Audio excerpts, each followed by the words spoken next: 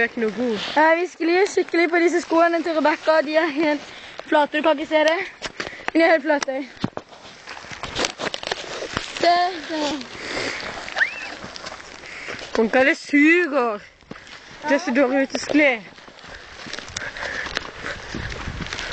Se på sporene. Det er litt sånn lull. Hun suger litt sånn, så det er ikke så gøy. Jeg må liksom bare løpe bak. Men det er egentlig mine sko. Rebecca har verdens gøyeste liv til skolen. Men det ser ikke... Ja, gjør sånn. Så sklir den ned. Det var grus ned gjennom hele greia. Åja. Det var grus. Men det er drittgøy i går, mor.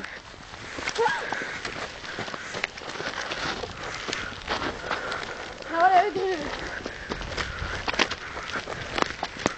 Men au! Her er det ikke så mye grus nå. Hva er sammen det? Dette er huset vårt. Så er det kul båt vi har, det er kult hus vi har. Og så er det ikke stjerner, men det pleier å være stjerner. Så ser du bare sånn liksom. Så bare hus og stjerner, det er egentlig dritfint, men du ser det ikke akkurat nå. Vi er sånn rikinger hvis du lurte det sånn. Nei. Jeg bare kødder for de som tror jeg er veldig rar. Ok, dette skal på bloggen til Veronica, sier vi. Woohoo! Sisters! Nei.